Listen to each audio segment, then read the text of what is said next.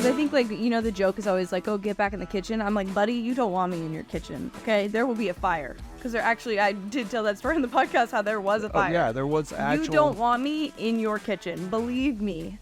So, I appreciate that. Yes. The honesty, at least. No, it's good. All right, you ready to roll? Yeah, let's rock out with our... I'm there. Just say the word, okay? I will be inappropriate. All right, here we go. 3, 2, 1. I'm going to try and be like Dion and not swear. Ugh. Welcome in. You could swear if you want to. No puns allowed. This is a safe space, but I'm going to try this whole episode not to swear. I doubt it's going to happen after how we just started that pre-show. Yes, but I am going to swear, most likely. Okay. But I'm going to first start. Well, first let's start with our friends at Municipal. Yes, sure. Then I got to do some peacocking. But first, Municipal. I love my shirt, by the way. I love this color. This is one of the new additions from our friends at Municipal, sponsor the pod. We love them very much. We did not do a game day upset contest this week because I was in Vegas. Okay, that's right. I've got some off on Saturday. I've got some stories about that. I went to my first UFC fight. Super exciting. I was in a sports book. We didn't do a game day upset contest. I got a lot of feedback that we didn't, so we will do them again for a very, very loaded week 4. Yes. All you have to do is pick an upset, and you can win your Municipal gear. We love them very much. Yes. Go to their website, order their stuff. Yes. And if you're purchasing for the first time, no punch 20. No punch 20. Get you a little discount. Awesome stuff. Get you a little discount. So Municipal, we love you very, very much. We also love winning money. Like sometimes, Paige, sometimes it's just so fucking easy. There you go. Oh, really? Sometimes. Some weeks you lose horribly and your co-host tells you how bad you lost. And then some weeks you just rip off a giant heater of winners. And that's what it was for me in week 3. So, this is week 4. I do want to say congratulations. I was very impressed. Thank you. We are now tied in the year total of locks. So that is pretty big. That was quite the comeback you had. And you told me to be careful. And I got a little greedy. But I will say it wasn't a terrible week for me, but it was a rough week. Certainly the head-to-head and obviously the Missouri-Kansas State game really just... Weird game. Weird game, fun game, but that's what college football is all about.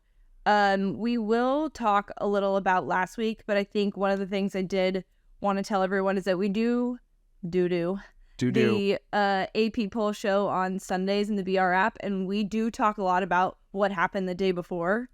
And I think a lot of this pod is going to have to be about the this coming week because there are so many good games that we want to get to. But obviously every week we must start with Colorado, Deion Sanders versus Colorado State. Crazy game, double overtime. There was a lot of talk beforehand.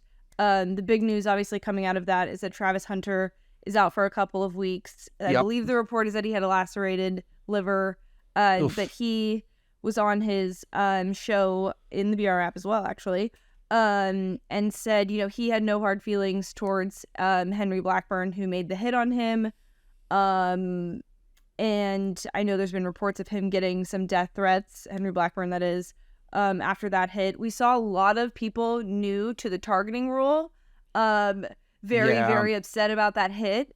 But overall, what did you kind of take away from that game and sort of the talk situation and the hype situation over there at Colorado and kind of the impact that maybe that might have had on some of the chippiness of that game? I'm excited to break this game down here in a bit in terms of Oregon and Colorado and massive point spread. But I'm going to give Deion Sanders an enormous amount of credit for de-escalating a situation that he has leaned into a lot of these situations, almost like WWE, the Norvell comments with the sunglasses. It's personal. It's personal, right? And it was fun. Well, when a kid on the other team starts getting death threats, it's not fun. Now, it was a crummy hit.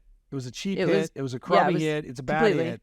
But the fact that he'd get death threats for it. It's just insane. Actually, Deion and Travis Hunter both, like, pretty amazing. Like, for as much hype and so much us against the world as it's been for those guys to come out, I think it does show, like, a true character element of this where, like, Travis Hunter just seems like the coolest dude, like, so skilled, so chill. And wearing a giraffe onesie. Just to talk about his injuries. Like, I'm back from the hospital, just like chilling, just taking it easy. He's got like a remote pillow, like a video game remote pillow. On his bed in the background. Like, he's just a kid. And that was very mature, I think, of him to say what he said and say, hey, it was a football hit that happens in football, which also is very fair. Like, sometimes we forget that like these people are volunteering to play this very violent sport. But I agree with you. It showed some serious character that it wasn't all talk about, Deion is known for not swearing. He's known for, trying to, do things kind of by the book and quote the right way. And I feel like that was a very big step to say, hey, there's no reason this young man or his family deserve this, especially because, again, Deion also alluded to the fact this kind of stuff, like, goes with you places. Like, say this young man graduates from Colorado State and he goes to get a job in Colorado, the people of Colorado are going to know that this happens. I know people think that that's like a little far-fetched, but it's true. He was like, this man's going to have a future. And, like, you don't want this to follow you around. Was it a bad hit? Yes, in my opinion, it was terrible. But it was technically by the book, no reason for him to get ejected for it in that sense. But it was just cheap. Yeah. It was a cheap hit. But you can also have this conversation without it getting out of control. And we have covered the whole Deion gauntlet in terms of, like, emotion, the arrival, the hype, the overhype, the continued coverage. This is an amazing next step. The game itself, too, I'm fascinated by. Yes. I don't know if I do think it's a sign of things to come. I say I don't know. No, I do think that Colorado has been living clean, and I think the Travis Hunter injury is huge. Again, we'll break down the game. The numbers on this, I don't want to be college football TV ratings guy. I hate that person. I am amazed, though, how much the national world or the national audience loves Colorado. Like, I like Colorado. I'm intrigued by Colorado, but it seems like to me there's just this unbelievable polarizing force bringing in viewers to these games. Yeah, Fred Warner was saying that the team was watching before the night before a game. They were all glued to their, like, they usually have like a team dinner or whatever, and they get their dinner and they go, and they were like all sitting around watching the Colorado game. So I think that, like, there is a lot to be said about people, tuning in, and we've had this conversation. This is very good for college football. I hope that people still come and pay attention to this stuff when maybe they run into some tougher teams and things like that, and maybe watch some of those teams that beat him, and beat that team. So it should be interesting, but I thought that was a lot for a Colorado State game. Like, I was shocked that this is what the conversation was about on Saturday, which included a lot of teams not looking so great, so like the top teams in the country not looking so great. So let's talk about that real quick. I'm glad you brought it up, because we have some heavy topics, we have some media topics, we have some things we'll get to. But let's talk about the everybody sucks impact of week 3. Yes. I feel like we have one or two of these a year where everybody's trash. Georgia played a really bad half. Alabama. Florida State. We'll talk. Yeah, Florida State. Texas didn't look good. What was there a performance that stuck out to you as, like, oh my God, extra bad? Yeah.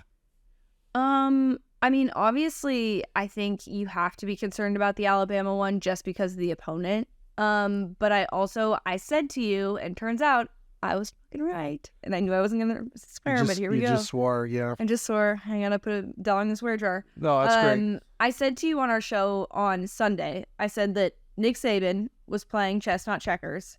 He had zero intention of putting Jalen Milroe in that game.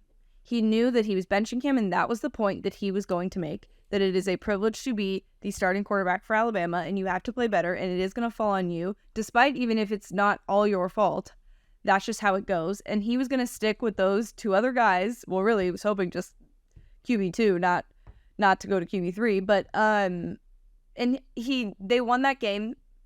It's fine.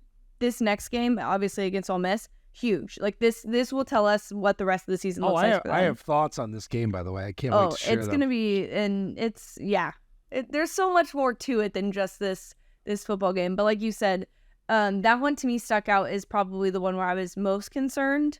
I will say in terms of teams that needed to have a big Saturday and did, Ohio State's offense really showed up. Yep. And just in time, because that was another team that I was like genuinely concerned about, that they were going to lose like earlier than expected. Do I think that they could potentially lose this weekend? Yes, if things don't go necessarily this well. But that was a team that I was very pleased to see figured it out. Any other team? I know Michigan struggled too. We didn't mention them. But Florida State's was the most perplexing. And it was really weird because Jordan Travis got hurt, but then was okay. And I don't believe he missed any snaps, right? No, he like came out and it was like right before half. Like it was, but it's it's the ultimate look ahead game because you have Clemson coming up. Yep. So a lot of people that I follow like really liked Boston College plus what was it, like 24. That was a good bet. But I just don't know what to do with this game. I don't know what to do. Like we do this every football season where we see something in week 1 or week 0 and we say like, oh my God, Florida State Florida State's that team. Yeah. And they might still be that team, by the way. This shit happens, but that's the one that I rewatched a little bit and I'm not quite sure how to treat. Yeah. Well, and I would say 2 things can be taken away from that game and true at the same time. It's that one, that Boston College, played well, but they also they literally set a team record for penalties. Yeah. So they didn't play that great. So that I think is okay, yes, the competition was definitely better than what they expected from Boston College, but again, they still weren't up to maybe the standard that they could have been at. So that could have been a loss for Florida State. Obviously, Florida State didn't play that well, but, that could have been an upset. So I think, taking it as yes, it is concerning, not chalking it up to, just a bad game. Or like you said, it is a little bit of a look-ahead game, but I do think that there are still some concerns there. And I know that this Clemson team is going to come out wanting to prove a point for sure against them. So it should be very interesting to see what happens this weekend. I am, we'll talk about the slate of games. It is an immaculate slate of games. Now, not great. No. We talked a little bit about it last week was Mel Tucker fired at Michigan State. Is anything surprising? The timing, the comments? I mean, it doesn't seem like anything's all that shocking at this point. No, I think I'm just surprised that it's as public as it is. I don't think we've ever seen okay, and this is what we sent him and this is why. And I don't think ever has there been a statement with you masturbated on the phone in a statement and firing a coach and letting him know that he's being fired. And what also it's just a good insight into what's in their contracts and exactly how it's written out. And I think a lot of people alluded to the fact that they think that this is happening because of his contract, which obviously you can't ignore, but he also did breach his contract. So I think that that's the part that I get that people think, oh, Michigan State's using this to get out of paying him, but I think they're also doing the right thing in firing someone who did breach their contract. And you just have to go from there. And I think the comments back and forth are incredibly messy. And he's doing that because he's obviously very upset and wants to, and this is his name basically that's being flung through the mud. And Michigan State is partially doing that to protect the university as well. So neither party is right on this side in terms of how they're handling it. But it's what had to be done. And I think that's kind of where you can leave it in its box and go, okay, that's where it is. And it is not done. No. From a college football standpoint, it is. The lawyers now are going to go to work. I mean, there is a lot of money at stake. Yes. And I think now, unfortunately, it's going to be it's going to get nastier. It's going to get nastier. I don't see how this doesn't play out in a very public, like court, legal lawsuit setting. It is amazing though. Like I'll say this, and I don't say amazing in a good way. Like this is a guy that had a remarkable season and got this huge contract, and it all fell apart so fast. Yeah. And it fell apart in a way that is very different, very unique, and very gross and hard to talk about. And you're right. Like the assumption that because of the contract that played a role in this, would it be different, Paige, if he was successful? Mm-hmm. Like I'm asking a really weird, impossible question. I'm not even asking it to you. It's rhetorical. Well, but if they were ranked in the top 10, would this have been treated differently from them? And I don't know that, but I think I kind of know how the answer is. Yeah. I mean, we know that because, you could argue that Hugh Freeze was pretty successful at Ole Miss. So I think that there are parts of it where if he were more successful, maybe they'd be a little bit more delicate with his name. And maybe would have been, they knew about this. We said that there was something that came out in October or December of last year that they knew about this. I think. So they probably would have handled it a lot differently if they had every intention of keeping him. But I think you're right in the sense that, the process and how it was handled probably did play a factor in the fact that he wasn't winning, and they did give him a huge contract after 1 year of semi-success. It feels gross to even suggest it, but we know how. Well, no, we've just seen it. This is the evidence that we've been given. It's not just us saying this. Yeah, we don't agree with it, but it's fascinating. And in this one, that didn't take long. But again, given his contract, and you're right, it is weird to see this language and all this stuff play out publicly. You just don't see it. Everybody is trying to protect themselves. I will say nothing is a surprise anymore in terms of college football news. Nothing shocks me. Also, I want one thing that's just very random and a very weird transition, but I don't know if you've noticed, but there's been a lot of AI coach press conferences put out there. Yeah. And freaks me out. It freaks me out that this is happening because as somebody who, like, when you're covering the sport, it's hard to keep track of all the news. So you're just like grabbing and you're kind of looking from everywhere and you're trying to keep up. And there's been a couple that have gone viral and people have really thought that these coaches have reacted this way. And I think it speaks to the fact that like nothing is shocking in college football, that like some of these AI ones we think can possibly be real and they look semi-real. The Brian Ferentz one threw me. I legit thought he said that. It took me a few minutes to find out that was fake. I'm not gonna lie to you. Did you see the Matt Campbell one? I did. That one, it started out and I was like, no, wait, that's not him. That's not him. By the way, on the topic of Brian Ferentz, let me do a quick pivot for our plan here. This contract, is the 25 points a game. Yeah.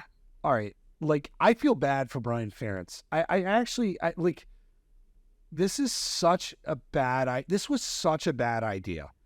But it's like that, or he like probably shouldn't have had a job before anyway. And that is actually fine.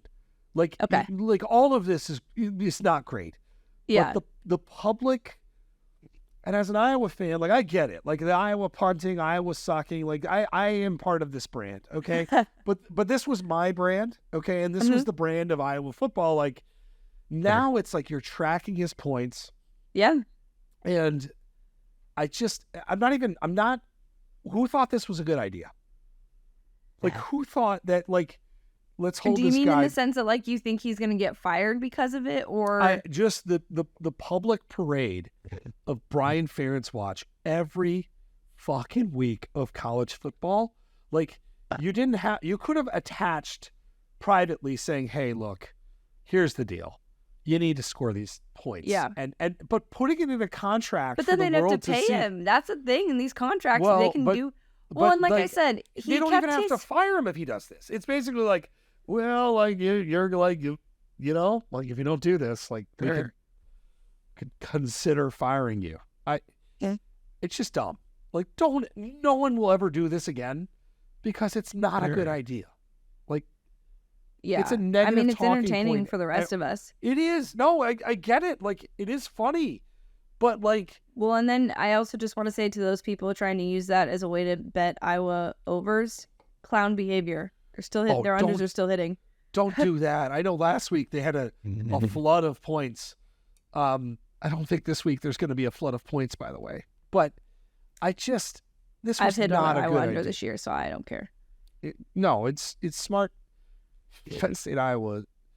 That's one that's on my locks, and I literally don't know if I want to take the over or the under. Right now I'm taking the under, but I could change my mind. What even is that total? I have not... 40. Hold on.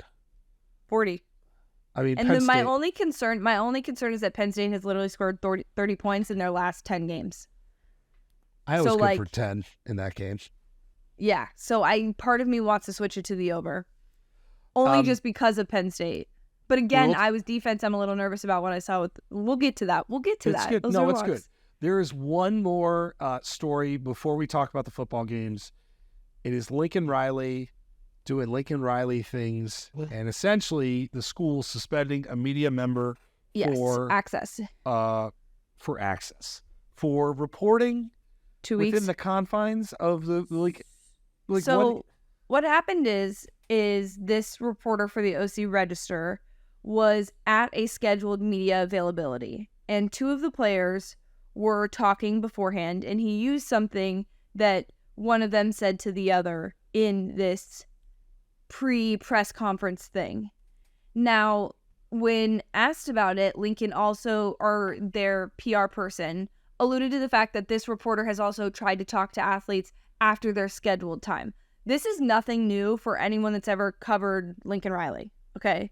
The level of need for control around narratives is more intense than the norm. Like, there's intense, and there's you don't talk to freshmen, you don't do this, whatever. This is he has eyes everywhere for this stuff. I mean, there's been I've gotten a phone call from somebody around Lincoln Riley a couple years ago, and there was a book being written about him, and it was from somebody who had written an article for Bleacher Report, and they, wanted to know if we could say anything to that, or they wanted to know if we were involved in it. If I would have said that we were involved in that, Bleacher Report probably wouldn't have had access to Lincoln Riley. You know what I mean? It was a fire that we had to put out, because it's one, we weren't affiliated with that person anyway, so it didn't matter. But that's the kind of level of them paying attention to what's being written and what's going on. This also, it was very strange, because the piece about that he wrote and what he wrote was not disparaging in any way. It wasn't anything bad. So it's it's one thing if he's telling something that's not supposed to be said. It was just them trying to stick a line in the sand and maybe show a little bit of power here. But Lincoln put it as protecting his players, and that kind of rubbed me the wrong way, because look, I understand that you want to be able to control the narrative, but when you become obsessed with it to this point, it can become a little toxic. So every college football media member, I feel has railed on USC in the last couple of days. So there's no need to rail for me. No. But what's funny though, you bring up a good point. At Oklahoma, this was kind of I don't even know if it was a secret, but it was quieter. And it was this was going on. And you hear from Oklahoma media members. I tried to get access there. It didn't go very well. I've not had many access issues over the years. That was one of them. Because also we're not local beat reporters. When you're covering a team every single day and you're there, they know your name, they know what you're writing, they pay attention to that stuff way more than what would be a feature that we would write about somebody or anything like that. And they know all of that stuff ahead of time, so it's such a different animal, and it's such a unique, especially this day and age, I find it to be such a unique relationship. And this is not just specific to USC. I find it to be unique in a lot of cases, because it's not an easy job to do. We know a ton of local beat reporters for different teams. It's not an easy job to do. No, it's a grind. And it's just frustrating that this is what, especially because I think too, USC is obviously, a team that we expect to come out of the Pac-12 and represents the Pac-12. I feel like that's just kind of a frustrating thing. And also, buddy, if you think that at Oklahoma it was bad and in the Pac-12 it's bad, wait until you move to a bigger conference where people actually care. You know what I mean? But actually, I'm going to go galactic take from there. Lincoln Riley will end up in the NFL, and it's because of this stuff. Yeah, no, totally. It's also because he's a really good coach. Like, he's a really good coach. I don't like that this is getting in the way of what is a great story, great quarterback, great season, great young players. Like, that's the part that's annoying because so much of what he's doing is great. But he will end up in the NFL because I don't think he likes this bullshit. In the NFL, it's so much more. It's regulated. There's no freshmen. Yeah, there's none of that. Like, that is the future here, and I don't think it's terribly far away. Well, and this is my homerness and bias coming in, but like also I think more beat reporters would appreciate it if it was a little bit more direct. Like if he was actually like calling them out for questions or things like that in conversations, like a Nick Saban. Oh yeah, yeah. You know what I mean? Like I feel like they, you know what? At least they're being honest, and that's who they are, and they're showing that instead of sneakily being like, "You're cut. You can't come in for 2 weeks." Like also, that's Nick Saban not only will call you out publicly, and it's not just Nick Saban. Nick Saban will pull you aside and say, "Hey, dude, WTF?" Like, and you'll do it there. Like you'll do it in private. Like, which if he has a problem with it. And Nick Saban, and again, I don't want to just pick on Nick, but you handle it behind the scene and everybody can speak their piece and you move forward. I actually appreciate that. Like that's how it should be done. That really is. So this is just cheap. It just cheapens the brands, all of them involved in this. And it's just so completely unnecessary. So absolutely. Do better. Now, doing better. Let's talk about this football slate. Yeah. Let's do it. It is legit. It's on. This is a huge... I don't remember this early of the season having this big of a top 25 matchup slate. I want to say that there is 6 ranked games, and I want to say there was 7, and it was a long time ago, like 20 years ago, there were 7. This is like a historically great slate of college football games. Now, you and I have a bunch of these covered in locks, so we can hit there. I got to say, though, because we're recording a day later, there's some fire on Thursday night, or there's a game on Thursday night as we're about to record. There's some fire on Friday night.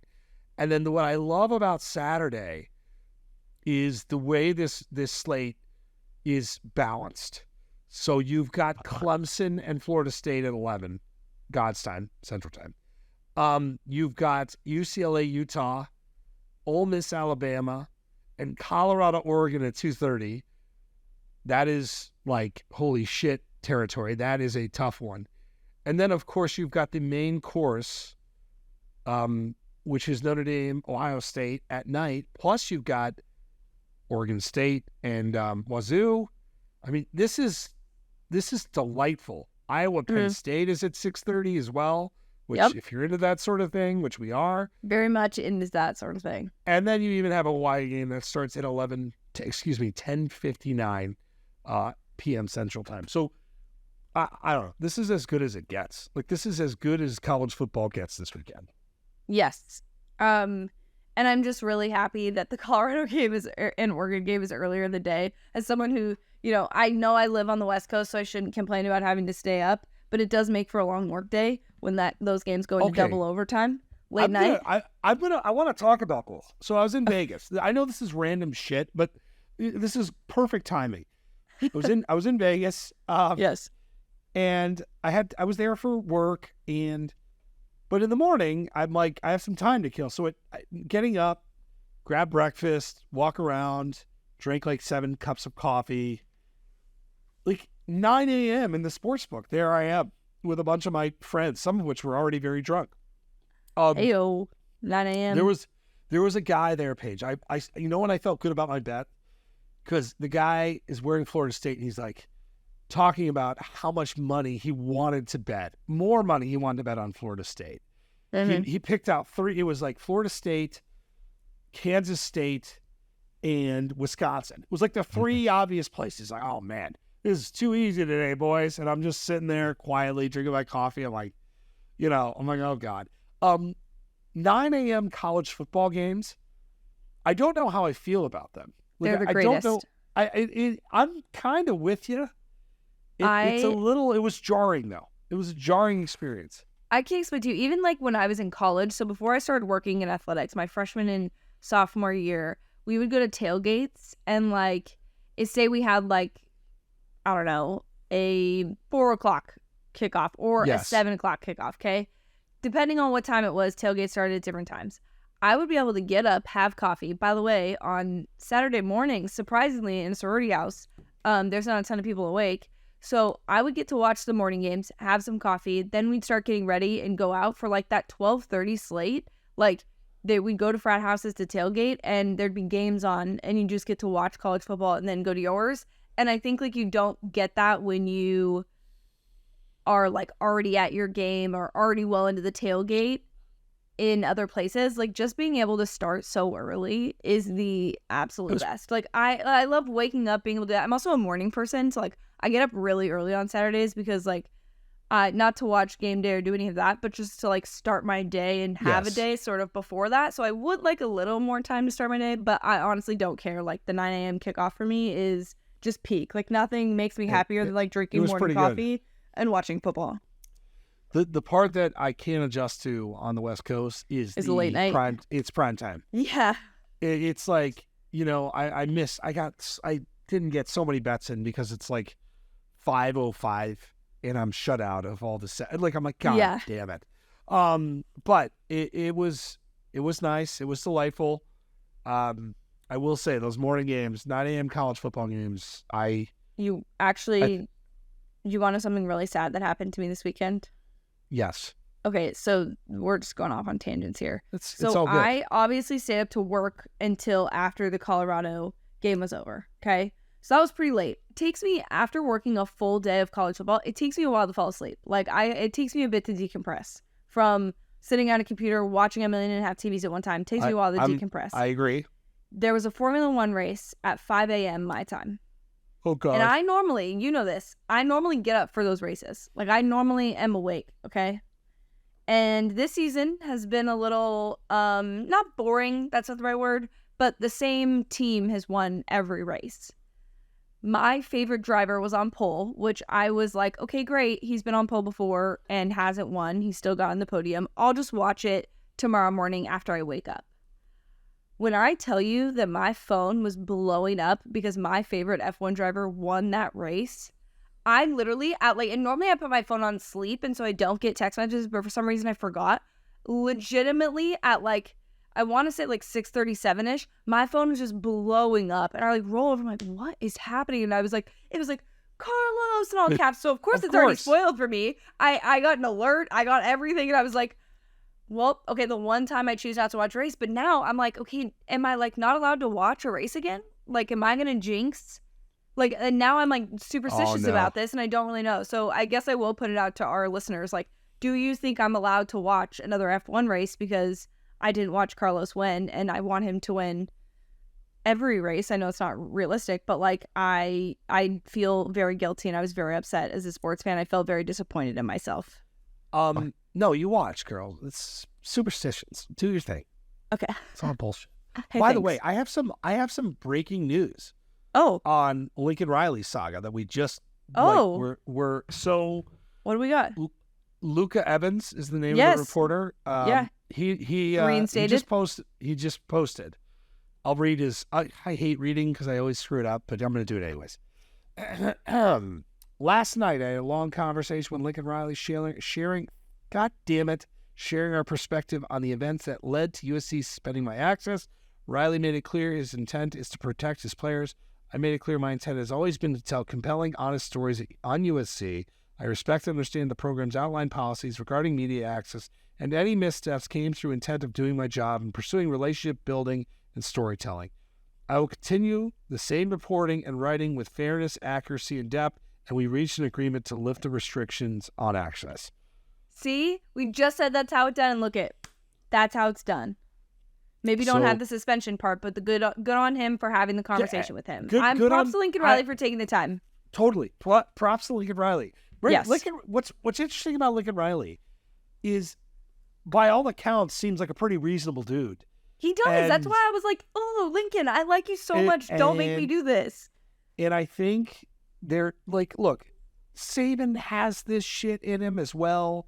There's the gamesmanship. Excuse you.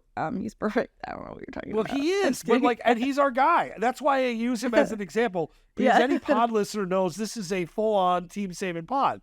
But Saban has, it's like the crusty nature of him, like we just kind of assumed. And when you win 1 billion national championships, like you can kind of do it your own way. Yeah. Even we're seeing an even softer side of him this year, honestly. He apologized publicly. Yeah, I mean, it's unbelievable. So that's good. Shout out Lincoln Riley. Shout out Lincoln Riley. That's a good resolution. It's a shame that it had to get there, but whatever. Now, let's talk some motherfucking football. Okay. Yeah. What?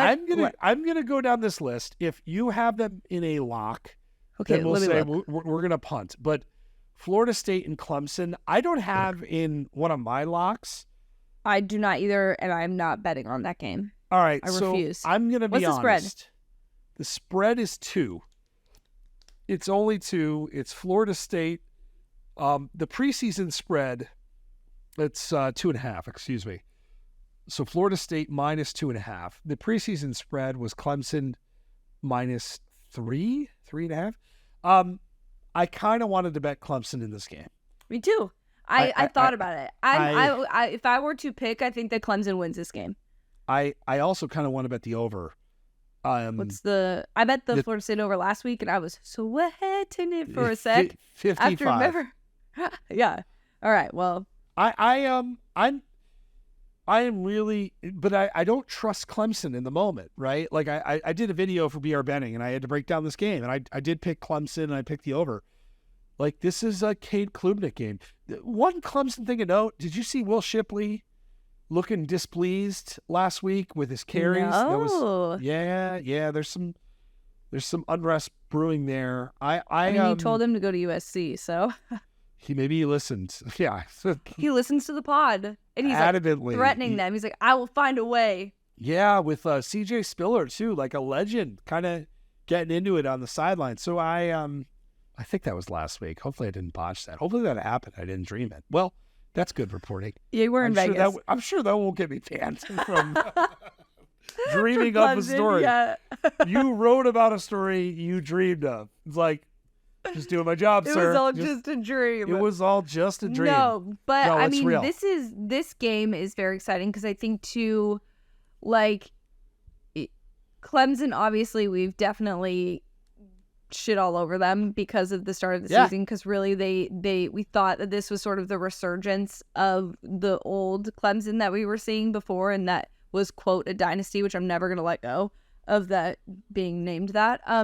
But it's such a pivotal moment in the season for that conference because, again, like, there's still a world where, you know, Clemson loses to Duke, but like, they can still make it out. They can still move up the, you know, the playoff rankings when they come out and things like that. So I'd be very interested to see, like, they could be laughing and getting the last laugh. I don't necessarily think that happens, but I think a win here would certainly change the narrative and maybe make their season a little bit easier going forward in terms of silencing some doubters. Does Auburn A&M? I have them in my locks, so I can hit on that in locks. I don't know if you have an opinion on it or if you care to hit on it. There's a lot of games. What's the spread on that? It looks like it's up to 8. Texas A&M minus 8? Yes. Where is it? A&M. Okay. 7.5. 7.5. What two interesting programs. And I know. It's more just like the state of the programs. Like, this would be great for either of them to get this win, or even for Auburn to play a close game. I feel like this would be super meaningful. And also, I think it would be really, really bad if Texas A&M lost this game. I will say that. I would agree with that. Optics-wise, that would be very, very momentarily. bad. Okay. Colorado versus Oregon. at Oregon. Not in my locks, not in your locks. Not in my locks. We have opinions. I have opinions. I think, here's the thing. I thought about betting on this game, but I'm too afraid. I'm not going to lie to you. I'm a big chicken and just will not bet on this game. I don't think that Oregon beats them by 21.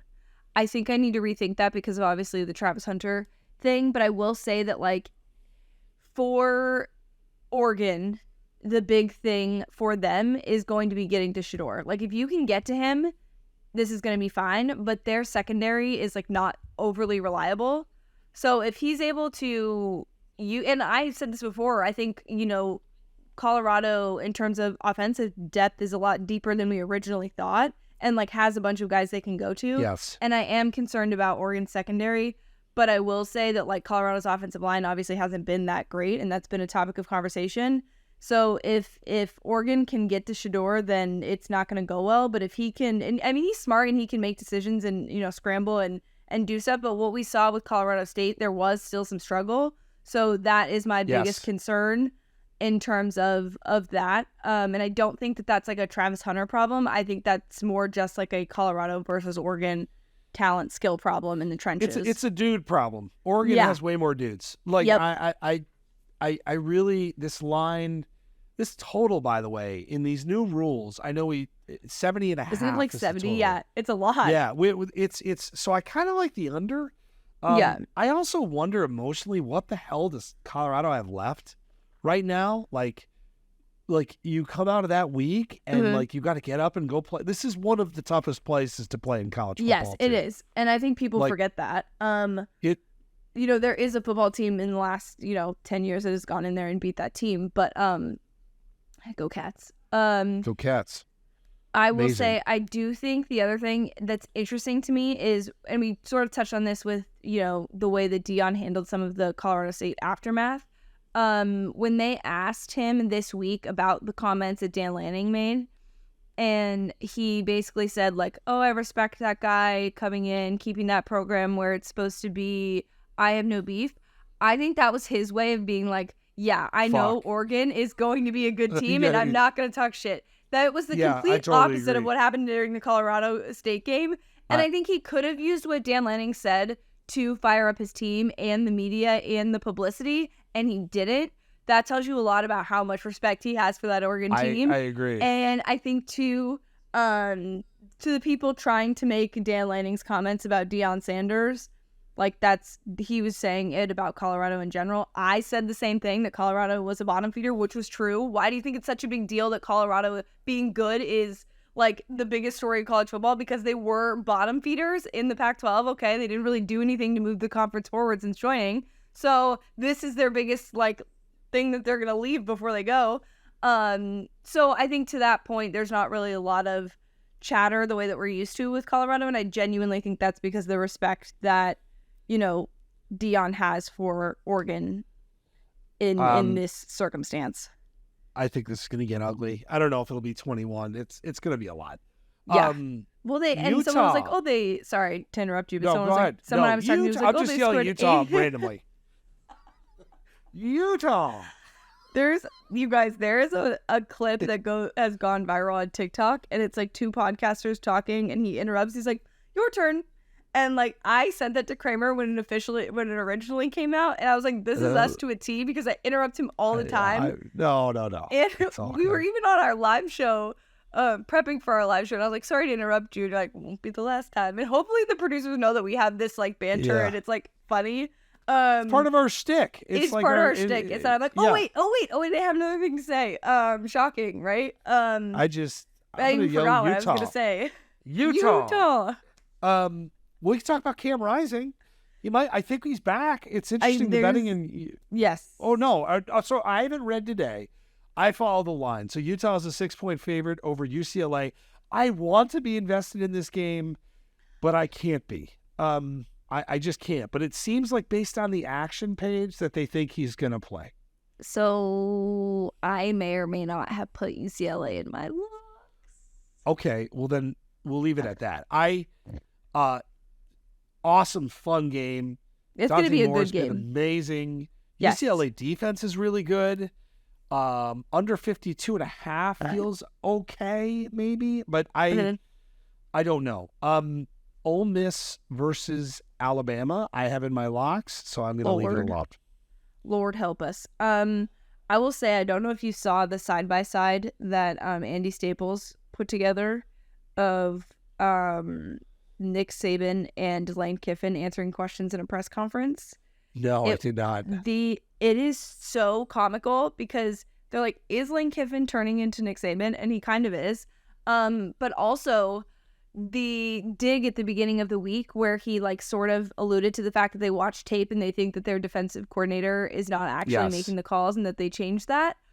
What a little, I mean, Lane has transformed in lots of ways, but what a little shit disturber. And I just love that he continues to do it. And the best part is that Nick addressed those immediately and was like, I'm sure you guys have seen them. And, you know, I've seen them. And I say, and it just was so, and he's like, this little fucker again. Like, he's like, he's not even in my staff. And he's still just doing the things that he does and causing problems.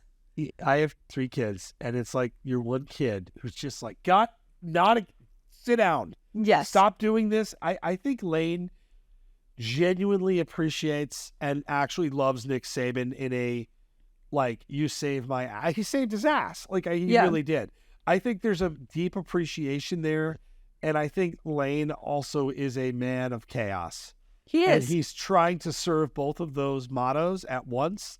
And it is hysterical because I believe him when he constantly is praising Nick Saban. I think it's genuine. I 1,000% believe that. There's no doubt in my mind that he loves Coach Saban, but he also knows how to push his buttons. It's kind of like your significant other. Like, you know what pushes their buttons. You love them, but you know what drives them absolutely crazy, and he does just that. Ohio State, Notre Dame. I do not have it in my locks. In fact, I want to say this. I'm not a huge fan unless I see value. I don't love betting high-profile games. I don't. I don't either because it's not as easy. It's not as easy. Sounds the like line is good. Is this in your locks? It is. All right. Well, I'll give you my spiel. If I were to pick a side, I think I'd pick Notre Dame. I think Sam Hartman is that dude. Mm-hmm. Ohio State's performance last week is definitely encouraging. Marvin Harrison Jr. is great. This environment is going to be insane. And this is, I can't wait. I would lean Notre Dame, and I think I'd lean over. Yeah. But I don't know if I want, I've got interesting vibes. So you have it in locks, so we can wait. But I mean, I can sort of give a little, like, to your point. Like, there's so much to like about Notre Dame that we haven't been able to, like, say before in terms of, like, kind of like what we were saying with Colorado and Oregon. Like, I think Notre Dame, usually Ohio State has dudes, and that's their advantage. Not to say they don't have dudes, but the Notre Dame offensive line is literally all dudes. And, like, that alone is enough for me to be like, I think that they actually get this done, especially because I don't know that Ohio State can lean on its offense in a game where there's going to be a lot of points scored on them. Would you like to talk about Iowa Penn State? Yes, I would love to. Do you have them in your locks? Let's see. Can't be favorable for me if you do. Remember I said that, but I'm changing it. I originally was going to go under. I think I'm going to go over. I'm going to make a take here that has nothing to do with the game. The Penn State whiteout is like the best singular environment in college football. When they do the whiteout, I'm like, it's great. And it's terrifying as an opposing fan. Not great vibes going into this game. Paige. No, and I think the reign of Iowa being in the top 25 might take a hit here. Which is still ridiculous, by the way. By the way, can we talk about that for a second? We did the top 25 show, and we got to the very bottom, and it was Florida, Iowa, and Tennessee. And Tennessee was ranked over Florida after. I'm like, why are we ranking Florida? Like, what? I'm okay ranking Florida. No, but there's plenty of other teams that you could have. I mean, Mizzou got a huge win over a top 15 team. There were plenty of other teams that you could argue should be in the top 25 at that 23, 24, 25 spot. Why are we ranking Tennessee? But exactly, why is Tennessee still in there? Like, it kind of blows my mind a little bit how much brand matters in that, and also how do you rank them above when you get head-to-head? Like, that makes no dollars or sense. Interesting. I like that. Thank you. Especially at this point in the year. You want to start doing some chicanery head-to-head shit later in the year? Hey. Different losses, different wins, strength of schedules. I'm fine. It's week 3. Yeah. And you're doing this. And also this. rank James Madison, you cowards. Yeah, there we go. I'm over it. All right, let's do locks. Yes. Let's gamble. So, fucking, yeah. Last week, if you tailed, we all made money. But it's so hard. Like, when you have a good week, I don't know if you feel this way. When you have a good week and I sit down, I look at the slate, and it's just like, oh shit, here we go again. Like, it's gambling is very, very difficult, but we're gonna try and pick winners here. So I can't see your locks, so I don't know if we have any that are similar. We actually do not have any competing. That's probably good for pod morale. I think it is. So, sorry, yeah, I didn't put them in the doc because that's what we do. I can kick things off. I will go. I like A&M minus 7.5 versus Auburn. Okay. I think that Auburn is not ready. I think A&M's offense is actually quietly playing very, very well. And whatever happened in the Miami game, I think at home, different environment. I actually think that A&M could win this one pretty comfortably. So that's my first lock. I like that. I'm going to take Purdue +6 versus Wisconsin. Purdue is on, I believe, a cover streak, and I just think it continues with Wisconsin because I've watched Wisconsin play, and it's very, very concerning. I actually almost took this one too. That's a Friday nighter as well, which we love in these parts. So I'm in on that. How about Middle Tennessee versus Colorado State? So I am playing the hangover. Like, this is like the worst goddamn hangover imaginable. If you're Colorado State, you lose horribly. You had all this emotion, and now you have to travel to the East Coast and play a team that's pretty good. Team that's actually got some talent. This is my super lock, by the way. Okay. Middle Tennessee. Very nice. Super lock. Locked it in. Awesome. I'm going to take Oklahoma and Cincinnati over 57.5. I feel like there's going to be a lot of points scored in that game. Oklahoma is starting to become a team. Like, the conversation surrounding Oklahoma now is like, why aren't we talking about Oklahoma? Oh, yeah. It's a good, their schedule, when you look at it, they're a Texas win away from probably being in this thing. It's very, very, very interesting. I don't know how much we learned early October, so I'm excited for that. Yes, but I've been keeping an eye on Oklahoma. Also, Cincinnati's offense looks really good, so definitely getting that rolling. I'm going to go Pitt +7.5 versus North Carolina. Pitt has looked like absolute dog shit, but you know what? North Carolina's not playing that great either. We saw the week 1 against UNC. Defense played well. Drake May hasn't been superb. Yeah, the App State game. I think this is a perfect Pitt home game to kind of ugly it up and to make this game close-ish. I think Pitt has a chance to win this one outright, actually. All right.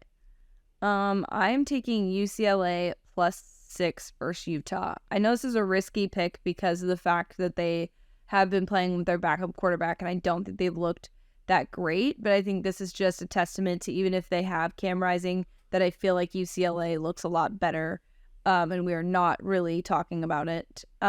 So I will say that I think UCLA at least keeps it close, so I'm taking them +6. I like it. UCLA wins this game, that changes the conversation. Whoever wins that game, I guess, changes the conversation. All right, TCU versus SMU over 64. Now, this number's come down to 62.5. I haven't bet it yet, so I'm locked in. I'm locked in on Bleacher Report at 64, which I'll stick with. That was the pick I made it. I don't know why it came down to 62.5. Maybe there's an injury. That's usually not a good sign. Either that or I'm like the squarest fucking gambler in the planet, which I might be. But whatever, man. We'll ride it. 64 it is. Do you have any top 25 matchups in your locks this week? Did I miss one? You just stayed away. Oh, I missed a big one. I saved the best one for last. Oh, okay. I'm telling you, I get very nervous betting these high-profile games. I got a good one. I get very nervous. All right. Well, originally I was going with the Iowa Penn State over, but as we've talked on this podcast, I convinced myself that the under. Now I convinced myself to go with the over. So I'm taking Iowa Penn State over 40. I'm going to be sweating this whole game.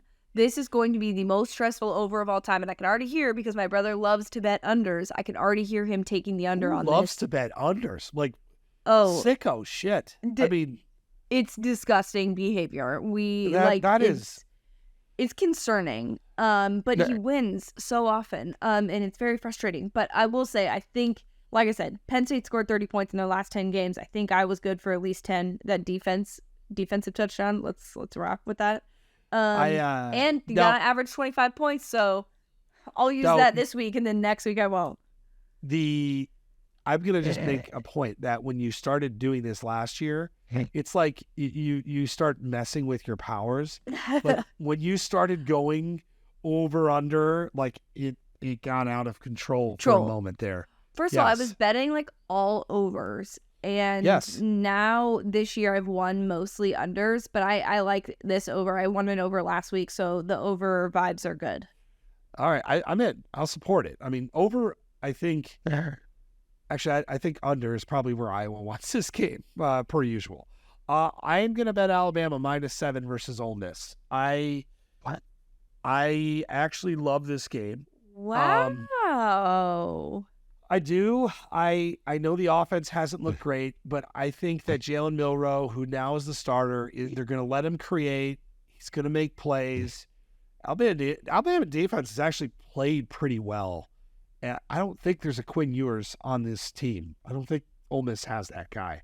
So this is Jackson the whole. Well, he's fine. But I just we're burying Alabama. Like everybody's burying Alabama right now. Yes, you should say everybody, not us. We're not. I won't. We're not. So when everybody goes to one side, like I saw the commentary when this line came out, like, oh, it should be the other, Ole Miss should be favored. It's like, no. Alabama. They're dancing on the grave when they're not even buried. No, Nick Saban is going to take body's still warm. Lane Kiffin's football, like Predator style, like the skull and the vertebrae, and like hold it up to the sky. Yeah. Like, not really, that's morbid, but like football-wise, that's what he needs to do. I didn't think you meant literally, so I'm glad that you clarified. Like, it's just as I'm saying it, I'm like, Jesus, man, this is dark. But like he needs to do that. Be like, all right, motherfuckers, like, let's go. And after Lane's little chicanery, like, oh yeah, after he said that about it, that was not a smart move on Lane's part. I mean, it was probably fun in the interim, but like, it's probably not going to go well for you this weekend. What is it? Fuck around and find out. No, like the chart? Yeah, like yeah. There's a certain line and he toes the line so often. That one was too far. That one, especially because he addressed it, so he was aware of it. Yeah, no. That's not gonna go well. Fuck around. Yeah, fuck around and find out. Notre Dame +3 versus Ohio State. I'm going to give Notre Dame the edge here. I think that they actually get it done and they finally get to say, look, we told you we're not overrated. Because this is a different animal with Sam Hartman. I don't like, we've talked about this 1.5 million times. Notre Dame hasn't had a guy like that. And so this is a huge deal. And I think that I will say it is concerning because like I am a big Ryan Day fan and I do think that he's very good at what he does. But I just think that this team, especially the way it's played, even when they've had, a bright spot, like I said, this last weekend, I don't know that it's battle tested enough for this Notre Dame team. Ryan Day got a little raise, by the way. Not a little raise, like a nice raise. Ryan Day is a $10 million man now. I don't know if you saw this. I did not. Huge. Ryan Day is doing all right despite losing all of the big games he coaches. Yeah, well, and winning all the others. Like, yes, all and winning literally everything else and being one of the best to winning percentages in terms of coaching. He can buy more dye for his beard. Oh yeah. And more blush. One thing I did want to talk about that we didn't get to. Yes. Did you see the video of Matt Campbell? Yes, we did talk about it. No, we didn't. Oh, we talked about the AI. The AI video. I meant the video of him reacting to the fan. No, you know what? I actually didn't see this. Okay. So this was real. I think I saw something about it. Was it bad? It wasn't bad, but he was mad, and he was going to confront. I mean, there was like literally a bar between them, and he was far enough. The guy said it with him far enough away too, and made the comment about the hot seat.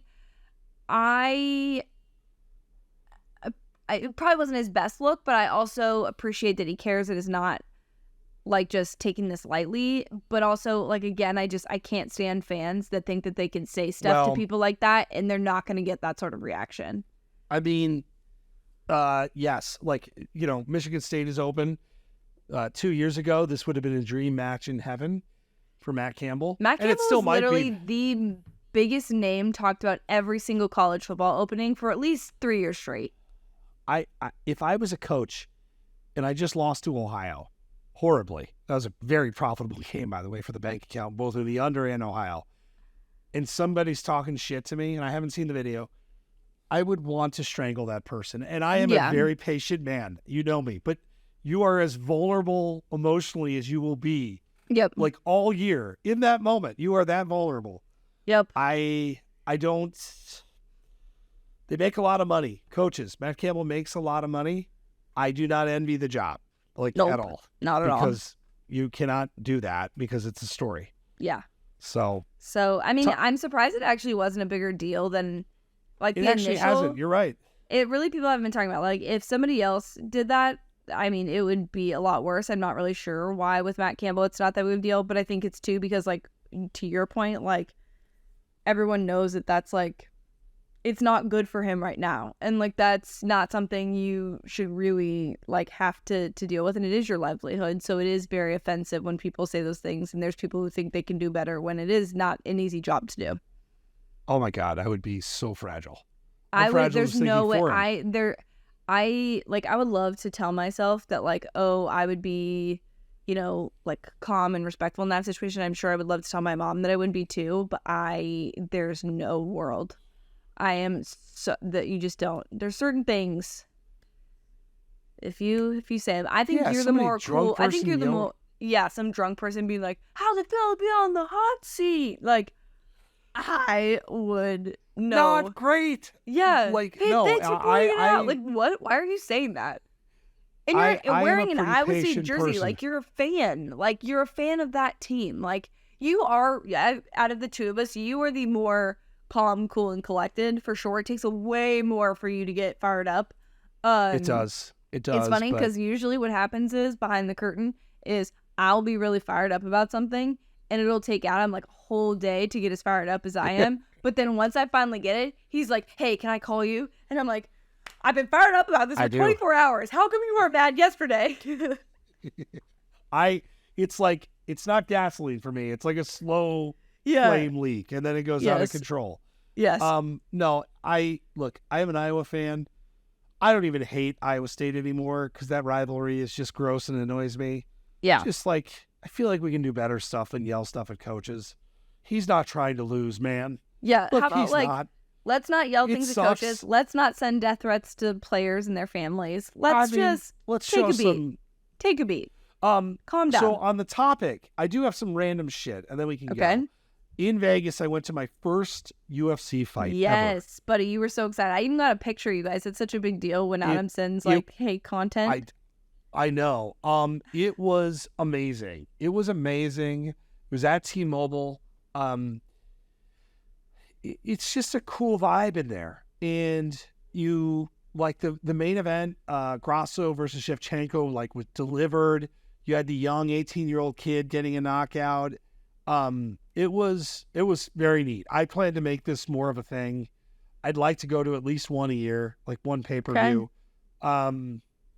Highly recommend. That was a COVID passion of mine that turned into, like, what I think it's my favorite thing to bet on. I don't think there's any question. But somewhat controversially, this is from a betting standpoint, the main event ended in a draw. Now in UFC, I mean, you don't see a lot of draws, and it actually sucks because it was a great fight. They're going to run it back, which is good, but there was a very controversial judge decision. So I will bring this up. We get mad about targeting, okay, because it sucks and officiating is bad. The judging in sports makes it tough to do. Oof. Like this 10-8 ruling by the one judge, Shevchenko should have won. Yeah. Didn't because of this errant 10-8 judging. So when you get mad at your targeting call or whatever, just think about all of, at least the whole game is not being decided by this errant flag. Right? It's brutal. It is brutal, but I had a lot of fun. We'll do again. Highly recommend. Cool. Any other random shit we that's have all I got. Before we got go? A big week. Big week of football. We do have a big week of football. I feel like we're going to have a lot to talk about. Just a reminder, we will be live on Sunday. Yes. 11 Pacific. Sorry, 1. I can only do it for my time. 1 Central. In the BR app, talking about the AP poll, we usually talk about some of the games that happened the day before and kind of how they affected it. There will be a decent amount of movement in the AP poll, I feel like, this week. So certainly come hang out, leave comments. Yes. Tell us you're coming from the pod. We'll shout you out. But yeah, anything else you got for us before we go? Shout out Municipal one more time with Municipal. Feelings. I just am so excited for this week. Saturday mornings are a shit show with soccer. So I gotta get in the right headspace to like it's a long day, but I am uber excited for this. It's gonna be a great week, and we'll have a lot to talk about next week. Cool. All right. See you later, guys. Cheers, y'all.